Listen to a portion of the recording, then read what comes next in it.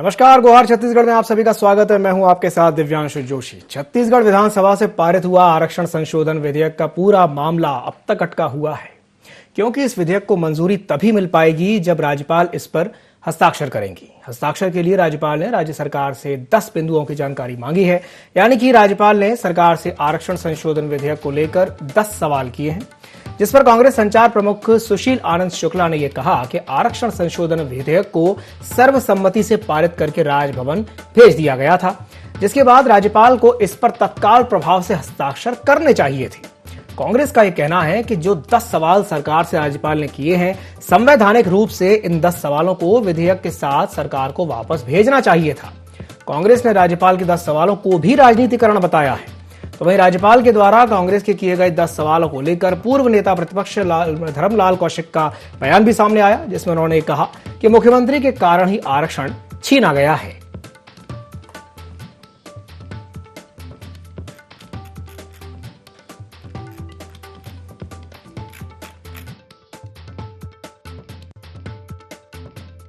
विधानसभा ने पूरे बहुमत के साथ में सर्वसम्मति से पारित करके राजभवन को भेजा है, तो राज्यपाल महोदय को तत्काल इसमें हस्ताक्षर करने चाहिए। जो 10 सवाल उन्होंने सरकार से किया है नियमतः संवैधानिक रूप से, तो इन 10 सवालों को विधेयक के साथ सरकार के पास वापस भेजना था, क्योंकि जो भी उसमें संशोधन किया जाना है नियमतः संवैधानिक रूप से राजभवन उसमें न एक शब्द जोड़ सकता है न एक शब्द घटा सकता है। राज्य सरकार के पास जब विधेयक को लाया जाता तो विधेयक में जो भी उनकी क्वेरी थी राज्य सरकार उसको तो निराकरण करती है और उसका जो उनका शंका समाधान था उसको पूरा करती है। लेकिन जिस प्रकार से 10 सवाल किए गए उसमें सीधे सीधे राजनीति झलक रही है। कहीं न कहीं राजभवन भारतीय जनता पार्टी जिन प्रकार बयानों को दे रहा है उसी प्रकार के सवाल सरकार से कर रही है, जो उचित नहीं है।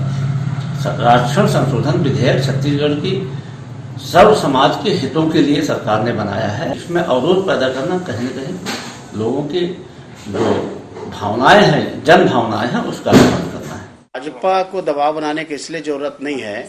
मुख्यमंत्री जी अभी लेके आए हैं। मुख्यमंत्री जी के कारण ही लोगों का आरक्षण छीना गया है, क्योंकि भारतीय जनता पार्टी की सरकार थी, डॉक्टर रमन सिंह जी मुख्यमंत्री थे, तब 32% आरक्षण हम लोगों ने पारित किया था और पारित करने के बाद में उसका लाभ मिल रहा था। मुख्यमंत्री जी के कारण लोग, उनके सहयोगी लोग गए कोर्ट में और जा करके वहां पर इनको आरक्षण मिल रहा था, तो अच्छा नहीं लगा कांग्रेसियों को और मुख्यमंत्री को, इसलिए कोर्ट में भेजा गया। और जब कोर्ट से निरस्त हुआ किया, उसके बाद में उनको सम्मानित करने का काम मुख्यमंत्री और उनके साथियों ने किया जो कोर्ट में गए थे।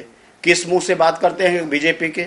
आरक्षण के यदि कोई लाभ दिया है तो भारतीय जनता पार्टी ने दिया है।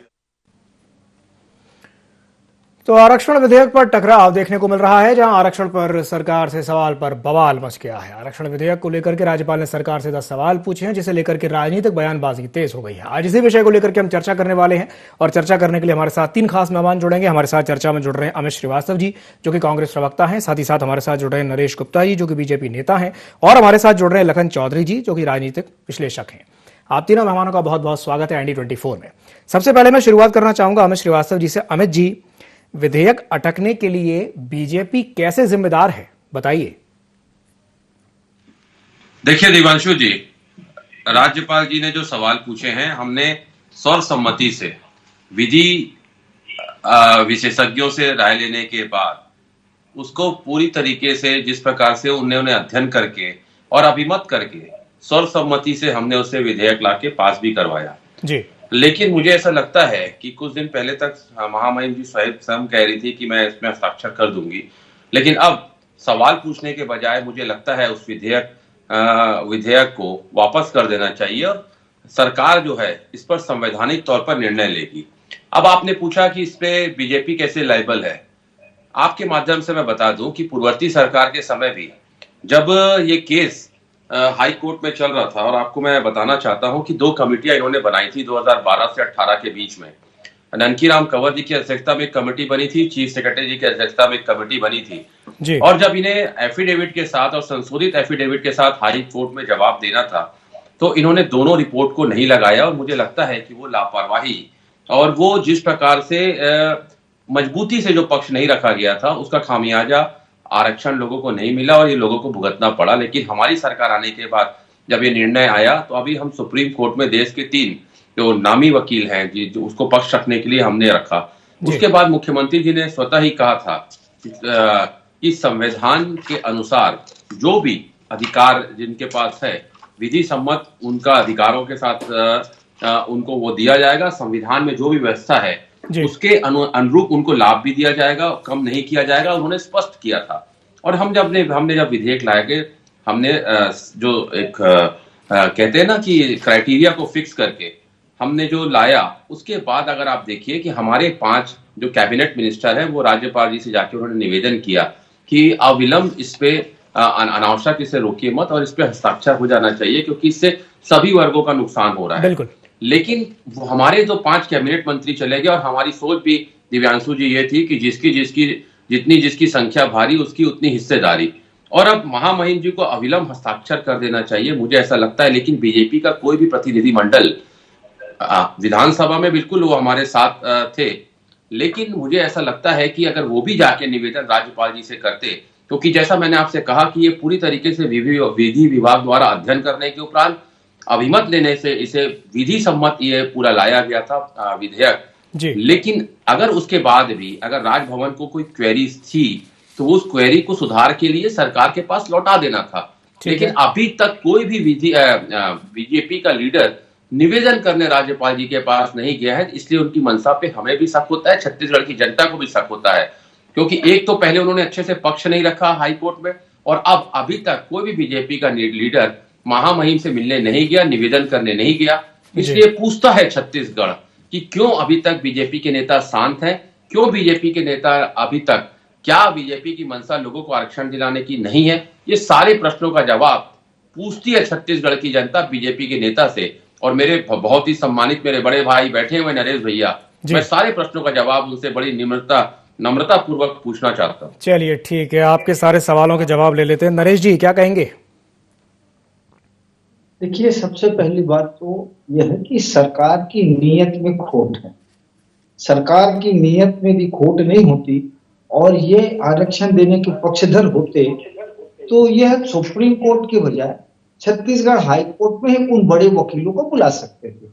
बड़े बड़े वकील फर्जीवाड़ा करने वाले लोगों को बचाने के लिए बुलाया जा सकता है, लेकिन गरीब जनता को उनके आरक्षण के लाभ दिलाने के लिए छत्तीसगढ़ हाई कोर्ट में नहीं बुलाया जाएगा। क्योंकि बड़े बड़े वकील तो जो छत्तीसगढ़ में आते भी नहीं है, लेकिन छत्तीसगढ़ से राज्यसभा सदस्य हैं, उनको भी ऐसा मुनासिब नहीं लगा कि जिस राज्य का मैं कुछ खा रहा हूं, जिस राज्य से मुझे राज्यसभा में भेजा गया है, उसके लिए भी मैं उस ऋण को चुकता कर सकूं। ये तो ये राजनीतिक दल का एक पॉइंट है। और जहां तक दूसरा बात है कि इन्होंने कहा कि जब सरकार थी तब इन्होंने प्रॉपर रिप्रेजेंट नहीं किया। जब बीजेपी की सरकार थी तब 11 बार हीरिंग हुई थी, उसके बाद 12 हीरिंग हुई है, और जब हमारी सरकार थी उस समय 11 बार में 8 हीरिंग बहुत नोशनल स्टेज की हीरिंग थी, मोशन स्टेज की हीरिंग थी। उसके बाद सारी मेजॉरिटी हीरिंग कांग्रेस सरकार के समय हुई। तो जो डाटा अवेलेबल था, जो रिकॉर्ड्स अवेलेबल, तो भारतीय जनता पार्टी अपने घर पे नहीं लाएगी, शायद ऐसा मैं समझता हूं। अब ये कांग्रेस के लोग बेहतर समझेंगे, ये कल के दिन ये भी बयान देते कि शायद सरकार के लोग सरकार हटने के बाद ये सारा चीज अपने साथ ले गए थे। तो वो डाटा इन्होंने 12 हीरिंग में क्यों प्रस्तुत नहीं किया, इसकी भी जानकारी इस प्रदेश की जनता को देना चाहिए। और जहां तक अब सवाल यह आ रहा है कि गवर्नर मैडम ने यदि कोई प्रश्न किया है और यदि आपने वो सारी फॉर्मेलिटीज पूरी पहले कर चुकी है, जैसे मेरे छोटे भाई अमित जी ने कहा कि हमने वो सारी फॉर्मेलिटीज कर चुकी हैं, तो कल गवर्नर मैडम ने जो पत्र जारी किया, तो मुझे लगता है कि आज शाम तक वो सारे जवाब महामहिम तक पहुंच चुके होंगे। जी नरेश जी, तो कांग्रेस बार बार ये कहती है कि ननकीराम कंवर की जो रिपोर्ट थी उसको आपने जानबूझकर अच्छे से प्रेजेंट नहीं किया, आपने नहीं रखा, क्या कहेंगे इस पर? मैं आपको बताया ना, मुझे हाई कोर्ट में कब रखना था, उसके बाद 12 हीरिंग हुई है। इस सरकार के आने के बाद 12 हीरिंग हुई है जी। और ओबीसी और एसटी आरक्षण को रोकने वाले लोगों को इस सरकार ने प्रिविलेज पोस्टिंग दी है। सरकार ने जो एसटी और ओबीसी रिजर्वेशन के खिलाफ कोर्ट में गए हैं, उस वर्ग को रिजर्वेशन के बेनिफिट से वंचित किए हैं, उनको भूपेश बघेल की सरकार ने प्रिविलेज पोस्टिंग दी, अपॉइंटमेंट दिया, उपकृत किया। यह बताता है यह सरकार आरक्षण विरोधियों को संरक्षण देती है, उनको उपकृत करती है जी। अब रही बात गवर्नर मैडम का, तो मैं गवर्नर मैडम के ऑफिस का मैं ऑफिशियल स्पोक्स पर्सन नहीं हूं, लेकिन जो लेमन की भाषा है, यदि गवर्नर मैडम ने कोई प्रश्न किया है तो विधेयक वापिस का कोई सवाल ही नहीं है। वो विधेयक में तो सेटिस्फाई होना चाहती हैं कि कोई लीगल लोकुना ना हो। जो 2.5 महीने तक आप 2.5 महीने तक क्या कर रहे थे जी? यदि आज सुप्रीम कोर्ट से हाई कोर्ट ने वर्डिक्ट आने के 2.5 महीने तक सरकार क्या कर रही थी जी? आप सोचिए 2.5 महीने तक ये सरकार क्या कर रही थी। 2.5 महीने बाद इस विधेयक को प्रस्तुत किया गया जी। और प्रस्तुत करने के बाद यदि मैडम यदि कोई जानकारी चाह रही है जी। तो इनका इंटरेस्ट होता तो वो जानकारी दे देती, वो लेकिन ये जानकारी भी नहीं देना चाहते हैं, सिर्फ आप विधेयक वापिस कर दो। अरे वापिस तो मैडम ने डिसएग्रीमेंट अभी नहीं किया है, उन्होंने कहा है कि ये मुझे क्वेरीज हैं, इसको आप सेटिस्फाई करिए। बिल्कुल, उनकी जो क्वेरीज हैं जी जी जी बिल्कुल, उनकी जो क्वेरीज है वो जेन्युइन है। उनका कुछ और जी जी संसदीय कार्य मंत्री कुछ और कहते जी जी। गवर्नर मैडम का कहना भी अपनी जगह गलत नहीं है। वो भी यही बात कह रही हैं कि जब हाईकोर्ट ने 58% आरक्षण को निरस्त कर दिया, रद्द कर दिया, तो ऐसी क्या विशेष परिस्थितियां बन गई 2.5 महीने के अंदर क्या आप 76% आरक्षण दे रहे हैं।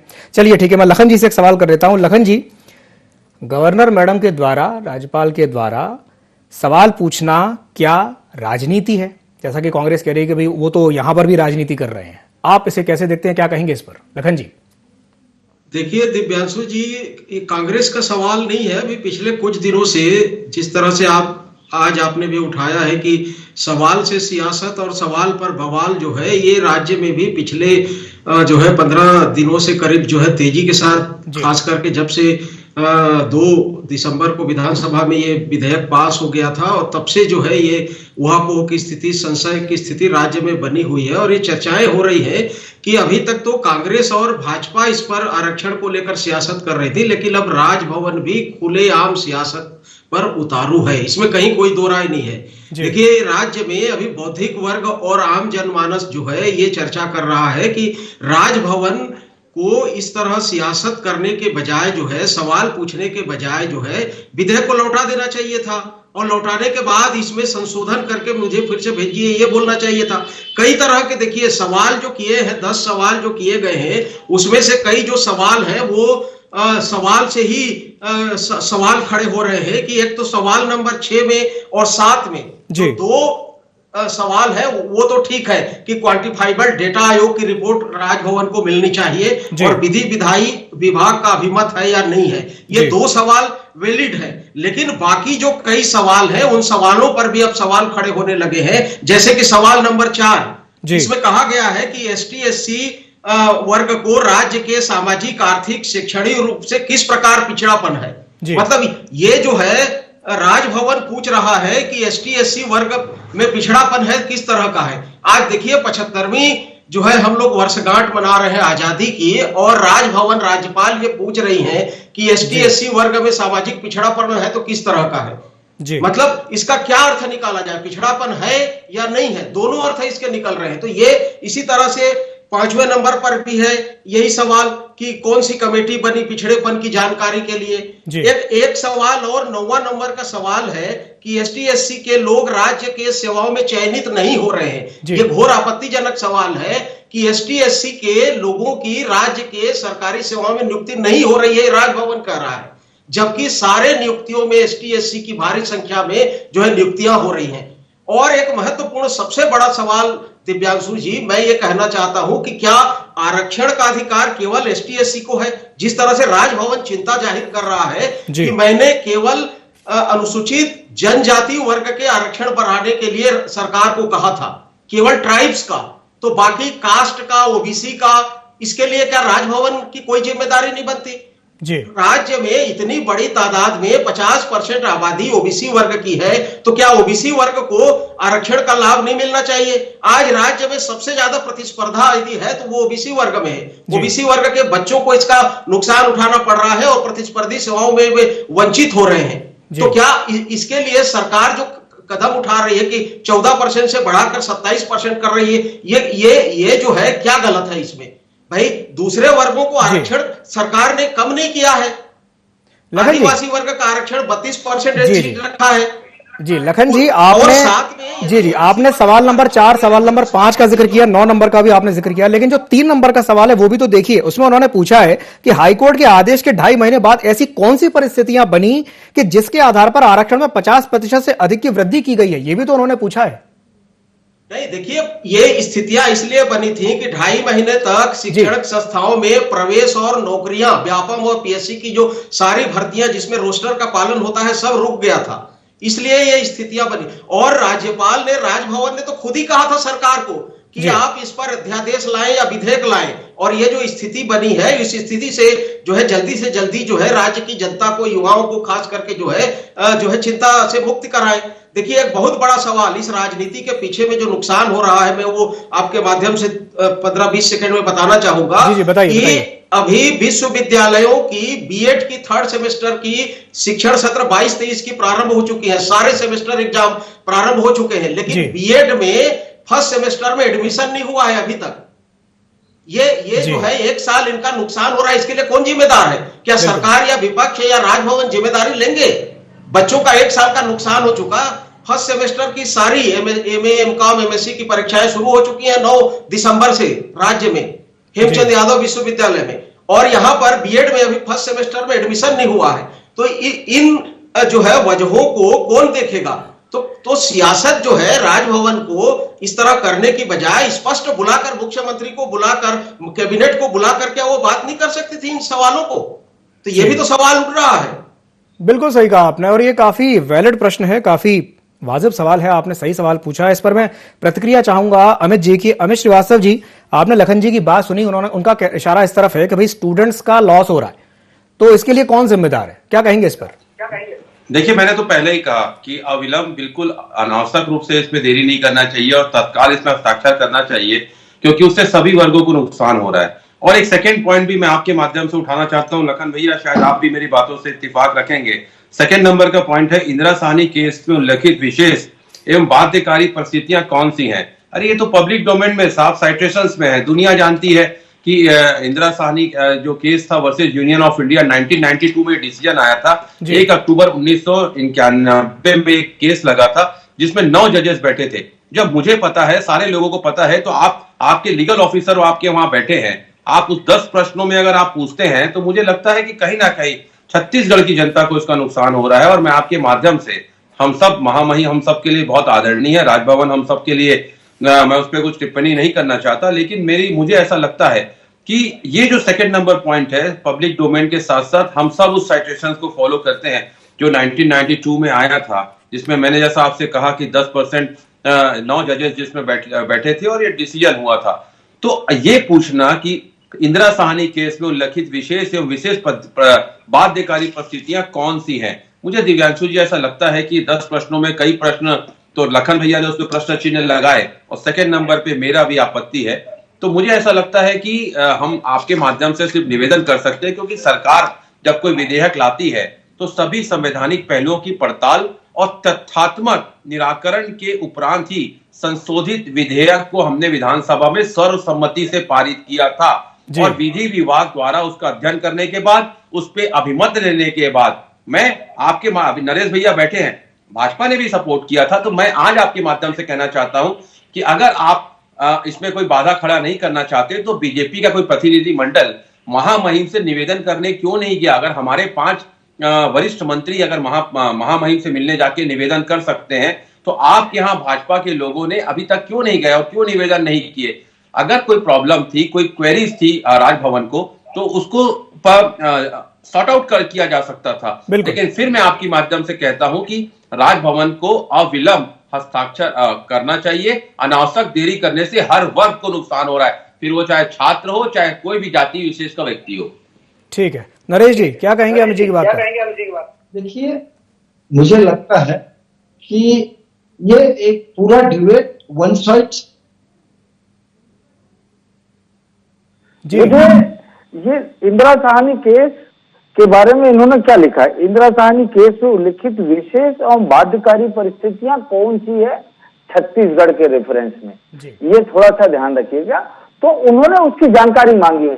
यदि गवर्नर मैडम कोई जानकारी मांग रही है तो भाजपा का प्रतिनिधि मंडल उसका जवाब तो मेरे ख्याल से कांग्रेस पार्टी और सरकार देगी, कांग्रेस पार्टी भी नहीं देगी, सरकार देगी। तो सरकार को सामने आना चाहिए, ये समय फजूल का वेस्ट कर रहे हैं। एक अननेसेसरी गवर्नर हाउस को, जो एक संवैधानिक संस्था है, उसको कुंठित प्रयास कर बदनाम करने का कोशिश कर रहे हैं। आप कल्पना करिए, यदि महामहिम ने ये 10 क्वेरी किए हैं तो 10 क्वेरी यदि ये भूपेश बघेल जी और कांग्रेस पार्टी, सोनिया गांधी और राहुल गांधी या घोषणा कर दें, यदि ये कोर्ट में अदरवाइज होगा तो they will be personal responsible, ऐसी घोषणा कर सकते हैं। मैडम तो ये चाहती है यदि वो अध्यादेश पे विधेयक पर साइन करें तो वो कोर्ट में जाकर स्टे ना मिले, उसलिए वो सारी प्रक्रिया कर रही है।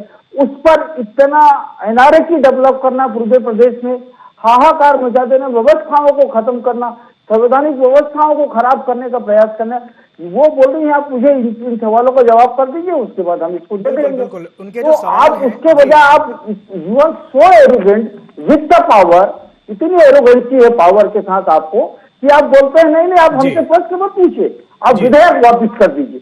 ये what nonsense they are doing. आप वन कैन से कि आप हमसे प्रश्न मत पूछिए, विधेयक वापिस कर दें। ये कौन सा स्तर है राजनीतिज्ञों का? चलिए ठीक है। अमित जी कुछ कहना चाहते हैं? अमित जी देखिए, जिस प्रकार से अभी भाजपा के सम्मानित प्रवक्ता जी ने कहा, मैं आपके माध्यम से कहना चाहता हूँ, नरेश जी अगर आपकी बात पूरी हो गई है तो मैं करते हैं साहब, और आप कोई भी बातों में भाजपा के प्रवक्ता दिव्यांशु जी, कोई भी बातों में भाजपा के प्रवक्ता हमारे राष्ट्रीय नेता राहुल गांधी जी और सोनिया गांधी जी के पास पहुंच जाते हैं, तो क्या अगर रात के अंधेरे में महाराष्ट्र में शांत हो जाइए किया था, उसके लिए क्या मोदी जी और अमित शाह जी माफी मांगेंगे? नरेश जी उसके लिए क्या अमित शाह जी और मोदी जी? नरेश जी ऐसा दोनों अगर आप साथ में बोलेंगे तो समझ में नहीं आएगा। एक आदिवासी वर्ग की महामहिम को अपमानित करने का प्रयास मत नहीं व्यक्तिगत नहीं नरेश जी ये गलत है, ऐसा मत बोलिए। हमारे लिए आदरणीय है राजभवन, हम राजभवन से कोई लड़ाई नहीं लड़ रहे। मुख्यमंत्री भूपेश बघेल भी सम्मानित पद पर बैठे हुए व्यक्ति हैं, उनका उद्देश्य ये बिल्कुल भी नहीं है कि राज्यपाल को अपमानित करें। आप साइन गलत बात। नरेश जी शांत हो जाइए। ऐसा कोई भी कांग्रेसी ने नहीं कहा, सब कांग्रेसी महामहिम जी का सम्मान करते हैं, राजभवन से कोई टकराव नहीं चाहता, हम सब महामहिम जी का बहुत सम्मान करते हैं। लेकिन कोई भी बात कि नहीं आदिवासी असली टारगेट कर रहे हैं, भाजपा के प्रवक्ता सीधा हमारे नेता राहुल गांधी जी और सोनिया गांधी जी के पास पहुंच जाते हैं। आप बताइए, शांत हो जाइए। करने के लिए महाराष्ट्र में जो सरकार इन्होंने बनाई थी रात में, और जो बाद में नहीं बना पाए थे, तो क्या उसके लिए मोदी जी माफी मांगे? महाराष्ट्र मत जाइए, महाराष्ट्र क्यों जाना है? जब बात छत्तीसगढ़ की चल रही है तो महाराष्ट्र क्यों जा रहे हैं? इसलिए आप लोग अपमान करने का प्रयास कर रहे हैं। अरे नरेश जी नरेश जी कोई अपमान नहीं कर रहा है, ना किसी का इंटेंशन है अपमान करने का। राष्ट्रपति जी का उसी भाषा शैली पर आप यहाँ आ गए, आप हस्ताक्षर करिए या वापस कर दीजिए, उनका प्रिविलेज नहीं है बातों को मत घुमाइए, ऐसा किसी का कोई इंटेंशन नहीं है। एक मिनट नरेश जी 1 मिनट शांत हो जाइए। अमित जी मैं आपसे सवाल कर लेता हूं। नरेश जी 1 मिनट आप शांत रहिएगा। राज्यपाल जी के कुछ जेन्युइन प्रश्न हैं, अब वो ये कह रहे हैं कि भाई आप तो डायरेक्टली आपने इस तरीके से कह दिया, उन्होंने उसको दूसरे सेंस में ले लिया ना कि भाई आप ये बोल रहे हैं कि नहीं आप तो वापस कर दो, तो जवाब भी तो जरूरी है। जो उन्होंने 10 प्रश्न पूछे, चलिए ठीक है, आपको लग सकता है कि भाई इसमें से कुछ प्रश्न ऐसे हैं जो इररेलेवेंट हैं, जिनका कोई रेलेवेंस ही नहीं है, लेकिन कुछ प्रश्न ऐसे भी हैं जो जेन्युइन है, उनका जवाब तो दीजिए। अमित जी जवाब नहीं देना चाहेंगे, ये गवर्नर को कंपेल करेंगे। अमित जी से प्रश्न अनुसूचित वर्ग की महिला गवर्नर है तो उसको कंपेल करेंगे कि हम पावर में है, you have to sign because we are control. कोई फोर्स नहीं कर रहा है नरेश जी, कोई फोर्स नहीं कर रहा है। यू हैव टू साइन कोई नहीं कह रहा कि नहीं आप तो साइन करो, ऐसा कोई नहीं बोल रहा है। बोल ही रहे संवैधानिक प्रक्रिया के अनुरूप ही सारी चीजें होंगी, उससे इतर कुछ नहीं होने वाला। गवर्नर गॉट द प्रिविलेजेस, सवाल करने का प्रिविलेज है कि नहीं ये बताइए मुझे। है। अब आप शांत हो जाइए, अमित जी को अपनी बात रखने दीजिए। एक्सरसाइज तो करना दीजिए। अरे नरेश जी अब शांत हो जाइए, अमित जी अपनी बात रखिए। जी देखिए, मैंने जैसा कहा कि अगर महामहिम जी चाहती हैं, पहली बात मैं आपके माध्यम से कह दूं, कि छत्तीसगढ़ में हर व्यक्ति महामहिम जी का सम्मान करता है। राजभवन से हमारा कोई टकराव नहीं है। हमारे 5 सीनियर मंत्री महामहिम जी से निवेदन करने ही गए थे। हम तो यही कह रहे हैं कि भाजपा के रविंद्र चौबे जी का बयान पे बात करिए। Not my turn, please don't disturb me भैया। Not my turn, please don't disturb me. जी बोलिए जल्दी से अपनी बात पूरी कीजिए। अमित जी देखिए, 5 हमारे सीनियर मंत्री जाके निवेदन कर सकते हैं महामहिम जी से, तो क्या भाजपा के नेता निवेदन करने गए क्या? नरेश जी शांत हो जाइए, उनको अपनी बात तो पूरी करने दीजिए। तो जो हम उस पे जो है सरकार पे चर्चा चल रही है, निश्चित तौर पे हम जवाब भी देंगे। बिल्कुल ये कहना कि आप भड़का रहे हैं, अपमान कर रहे हैं, बिल्कुल सरासर मैं इस पूरी इनकी बातों को खारिज करता हूं। बिल्कुल, और हम भी यही चाहते हैं कि जल्दी से जल्दी सरकार इन प्रश्नों के जवाब दे, ताकि जो बात वही है ना कि अधर में लटका हुआ है, अधर में नहीं लटकाना है, चीजें जल्दी से जल्दी सॉर्ट आउट हो, वो ज्यादा अच्छा है। चलिए ठीक है, समय की बाध्यता है। आप तीनों मेहमानों का हमारे साथ जुड़ने के लिए बहुत बहुत धन्यवाद। तो जिस तरीके से आरक्षण पर सियासत छत्तीसगढ़ में देखने को मिल रही है, जहां पर अब राजनीतिक बयानबाजी भी तेज हो गई है, बीजेपी और कांग्रेस दोनों ही एक दूसरे पर हमलावर हैं और आरोप प्रत्यारोप लगा रहे हैं, लेकिन इसमें गौर करने वाली बात यह है कि जो नुकसान हो रहा है वो कहीं ना कहीं एक बड़े वर्ग का हो रहा है, स्टूडेंट्स का हो रहा है, आदिवासी वर्ग का हो रहा है। इस नुकसान से बचने के लिए बहुत जल्द ही इस पर जो गतिरोध है उसका समाप्त होना जरूरी है। तो गुहार छत्तीसगढ़ में फिलहाल के लिए इतना ही। मुझे दीजिए इजाजत और आप बने रहिए ND24 के साथ। नमस्कार।